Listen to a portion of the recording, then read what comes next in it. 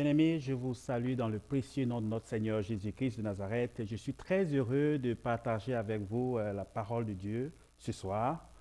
Nous allons prier. Seigneur Jésus, ouvre notre pensée pour comprendre le message que tu as pour nous ce soir. Que ton nom soit béni. Quand j'étais petit, à environ 9 ans, je passais souvent mon temps à me poser des questions sur Dieu et sur sa création. Et je me disais comme ça que si Dieu n'avait pas créé la terre, je ne verrais pas tout ce que je vois. Et le monde n'allait pas exister. Je n'allais pas voir mes parents, mes frères, mes amis. Et c'est comme si rien n'allait exister. Et je m'imaginais le vide des fois, en me fermant les yeux, je m'imaginais le vide pour voir à quoi ça allait ressembler. Et je me posais aussi les questions de savoir, mais si Dieu avait créé la terre qu'il ne m'avait pas créée, s'il m'avait créé dans une famille asiatique, européenne, américaine ou une autre famille africaine, que serait ma vie? Je me posais toutes sortes de questions, des questions qui me plongeaient dans des réflexions à n'en plus finir. Ce genre de questions-là me rendait souvent triste. Je m'imaginais ce vide-là, le néant, et ça me rendait triste. Mais soyez sans crainte ce soir, je ne vais pas vous parler d'un message de tristesse. Le titre de mon message ce soir, c'est « Dieu t'a créé unique ». Et nous allons lire le passage dans Psaume 139, les versets 13 à 16, il est écrit, je fais la lecture. « C'est toi qui as formé mes reins, qui m'as tissé dans le sein de ma mère. Je te loue de ce que je suis une créature si merveilleuse. Tes œuvres sont admirables et mon âme le reconnaît bien. Mon corps n'était point caché devant toi lorsque j'ai été fait dans un lieu secret, tissé dans les profondeurs de la terre. Quand je n'étais qu'une masse informe, tes yeux me voyaient et sur ton livre étaient tous inscrits les jours qui m'étaient destinés avant qu'aucun d'eux existât. » Les deux grands points de ma prédication ce soir sont « Tu es unique » et le deuxième point, « Créé pour accomplir une mission spéciale ». Ce qu'on ne doit pas oublier, c'est que Dieu nous a créés uniques pour accomplir une mission spéciale. Nous venons à mon premier point, tu es unique. Tu es unique par ta création. Et nous pouvons voir dans Genèse 1, les versets 26 et 27, il est écrit, « Puis Dieu dit, faisons l'homme à notre image, selon notre ressemblance, et qu'il domine sur les poissons de la mer, sur les oiseaux du ciel, sur le bétail, sur toute la terre, sur tous les reptiles qui rampent sur la terre. Dieu créa l'homme à son image, il le créa à l'image de Dieu, il créa l'homme et la femme. » Tu as été créé à l'image de Dieu, du Dieu Tout-Puissant. Cela montre ton originalité. Tu es à la ressemblance de Dieu. Aucune de sa création sur terre a ton aspect. Dieu n'a créé aucune autre créature comme l'être humain a été créé. C'est comme si, par sa grâce, Dieu t'a fait entrer dans sa famille divine. Nous sommes ses enfants et lui notre Père. Tu es humain avec une ressemblance divine. Et en tant qu'humain, tu es unique sur la terre. Le psaume 139, le verset 13 dit, « C'est toi qui as formé mes reins, qui m'as tissé dans le sein de ma mère. » Tu n'es pas né par hasard ou par accident, comme certains pourraient le dire. Dieu a planifié ta naissance. Ta création est unique. Ta naissance est unique. Le verbe tisser pourrait traduire que Dieu t'a modelé de ses propres mains, comme un potier ferait à de l'argile. Dieu a pris son temps pour planifier ta vie et de te façonner dans les plus petits détails. C'est un travail de maître, un travail divin que tu dois accepter. Tu dois accepter que tu es unique et Dieu t'a créé unique depuis le sein de ta mère. Tu es unique aussi selon les scientifiques. Les scientifiques attestent que les êtres humains ont des ADN différents. En 2013, le laboratoire d'analyse Eurofins Scientific a développé le premier test permettant de différencier l'ADN de vrais jumeaux. Avant cela, les scientifiques estimaient que les jumeaux étaient génétiquement totalement identiques. Maintenant, il est possible de différencier les ADN de vrais jumeaux. C'est une découverte qui vient appuyer la thèse selon laquelle tu es unique.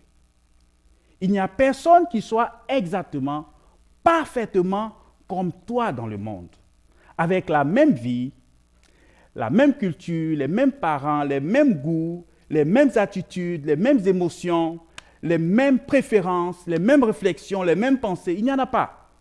Personne n'a été, n'est et ne sera parfaitement identique à toi. Même pour les jumeaux, il est possible de trouver quelques particularités qui nous permettent de faire une différence. Chacun de nous vit sa vie avec ses propres défis et réalités. Il pourra avoir de fortes ressemblances entre des hommes, mais il est impossible de trouver des personnes parfaitement identiques. Tu es unique, mon frère. Tu es unique, ma sœur. Tu es unique. Il n'y a personne sur terre parfaitement identique à toi. Aussi, tu es unique par le rachat de ton âme. Dans Jean 3, 16, il est écrit « Car Dieu a tant créé le monde, car Dieu a tant aimé le monde, qu'il a donné son Fils unique afin que quiconque croit en lui ne périsse point, mais qu'il ait la vie éternelle. » C'est parce que Dieu t'accorde une importance que Jésus, son Fils unique, vient mourir sur la croix pour le salut de ton âme. Tu es unique à tel point que ton rachat coûte le sang du Fils unique de Dieu. Tu es vraiment unique car Dieu t'aime tant. Dieu marque son amour pour toi en donnant son Fils unique, Jésus, en sacrifice pour ton salut. Quelle grâce! Nous sommes tous uniques. Dans Genèse 2, 20, il est écrit, et je lis, j'ai été crucifié, dans Galates 2, 20, il est écrit, j'ai été crucifié avec Christ. Et si je vis, ce n'est plus moi qui vis, c'est Christ qui vit en moi. Si je vis maintenant dans la chair, je vis dans la foi au Fils de Dieu qui m'a aimé et qui s'est livré lui-même pour moi.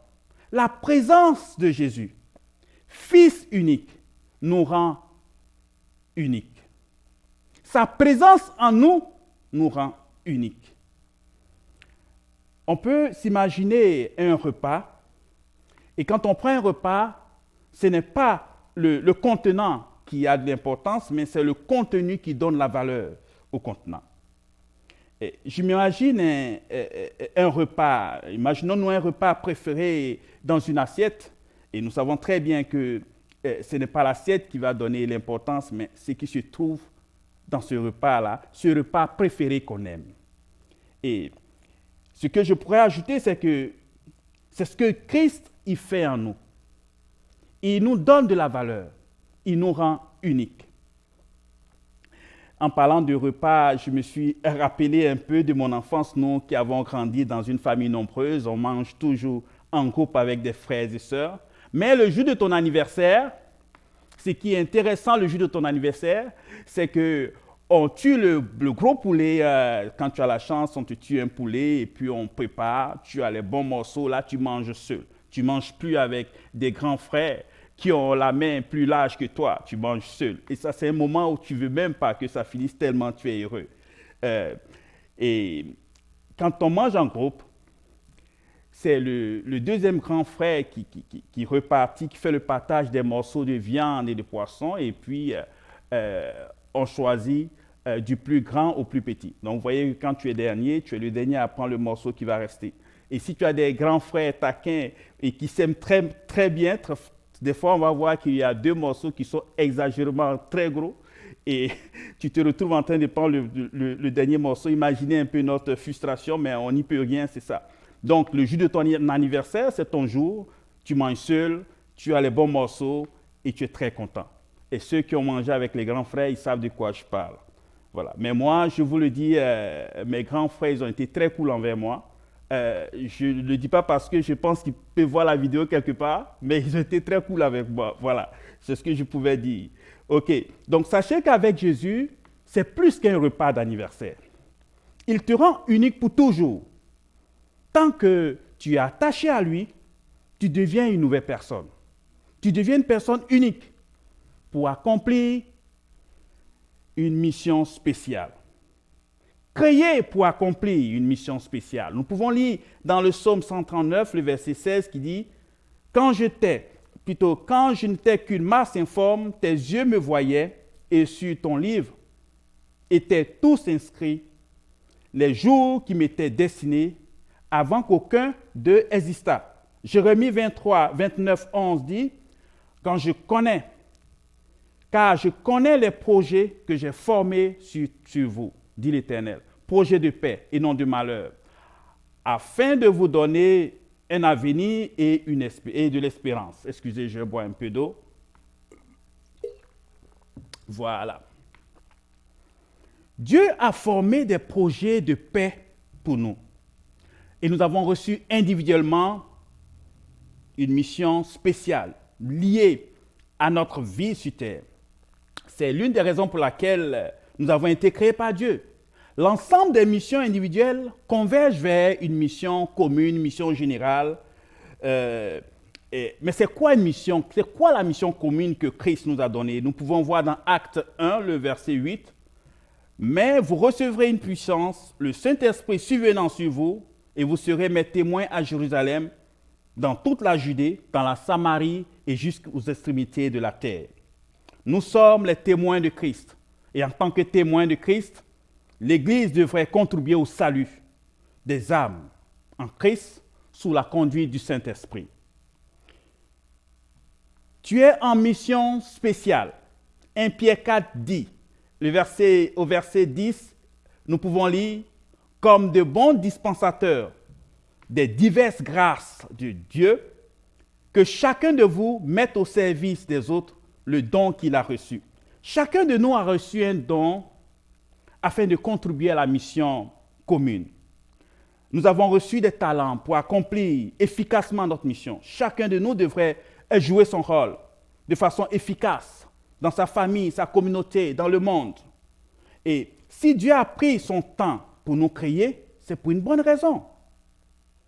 Personne d'autre n'effectuera notre mission à notre place. Si Dieu a placé des talents en nous, ce n'est pas pour qu'on ne s'en serve pas. C'est pour cela que Dieu nous a créés ainsi uniques, parce que chacun a sa particularité et nous devons travailler de façon complémentaire. Quand on met les talents ensemble, c'est de façon complémentaire. C'est un peu comme un orchestre où chacun joue sa partition. Quand on prend chaque partition, c'est vraiment agréable à entendre, c'est vrai. Mais quand on les met ensemble, ça devient extraordinaire, ça devient merveilleux. C'est comme ça. Donc, notre mission spéciale se trouve dans la mission commune. Cette mission commune que Christ nous a demandé de faire et de faire des disciples.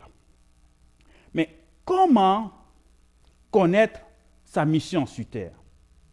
En conclusion, j'aimerais dire qu'il est important que chacun de nous connaisse sa mission sur terre.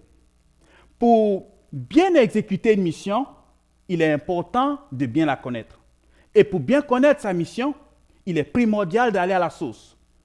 Il faudrait donc rester connecté avec Dieu pour connaître son plan pour notre vie. Et la connexion avec Dieu se fait au travers du Saint-Esprit. Dans Jean 14, 26, il est écrit, « Mais le Consolateur, l'Esprit Saint, que le Père enverra en mon nom, vous enseignera toutes choses et vous rappellera tout ce que je vous ai dit. » Nous devons rester à l'écoute du Saint-Esprit pour connaître pourquoi nous avons été créés et envoyés sur terre. Il faudrait faire du Saint-Esprit notre meilleur compagnon, quelqu'un qui nous dirige, parce que lui, il nous permettra de demeurer fidèles à notre mission. Il est mieux placé pour savoir ce que nous devons faire, quand nous devons le faire et comment nous devons le faire. Donc, contente-toi de faire ta part, de jouer ta partition, d'accomplir ta mission spéciale pour que toute cette mission commune-là puisse converger, puisse avancer. Il ne faudrait pas passer son temps à critiquer les autres, mais se concentrer sur ton rôle et bien le faire. Comme dans un orchestre, jouer fidèlement sa partition en suivant la bonne cadence. Car chacun rendra compte de son passage sur terre. Et dans Romains 14, 12, il est écrit, « Ainsi, chacun de nous rendra compte à Dieu pour lui-même. » Tu ne rendras pas compte à Dieu pour la mission des autres, mais tu répondras de ta propre mission. Il ne faudra pas envier la mission des autres parce que c'est Jésus qui rend ta mission unique, qui te rend unique, et c'est lui qui t'accorde l'importance. Dieu t'a créé unique pour une mission spéciale, ne l'oublie pas. N'oublie jamais l'importance que Dieu t'accorde. Aucun être humain n'est venu sur terre pour accompagner les autres. Chacun a sa mission. Il faudrait tout juste la connaître afin de l'accomplir. Alors, si tu ne connais pas ta mission sur cette terre et que tu aimerais la connaître, ou que tu connais ta mission, mais tu l'as délaissée, ou que tu voudrais mieux l'accomplir, fais cette prière avec moi. Seigneur Jésus-Christ, j'aimerais bien connaître ce pourquoi tu m'as créé et envoyé sur terre. Ouvre ma pensée pour bien connaître le but de ma création afin de faire fidèlement ce pourquoi tu m'as créé. Seigneur Jésus, accorde-moi ton Esprit Saint pour accomplir ma mission dans la victoire, afin que tu me reconnaisses comme un fidèle et bon serviteur. Amen. Je vous invite à nous suivre, à nous rejoindre dans notre groupe Zoom pour en discuter davantage sur le fait que Dieu vous a créé unique. Que Dieu vous bénisse. Je vous remercie.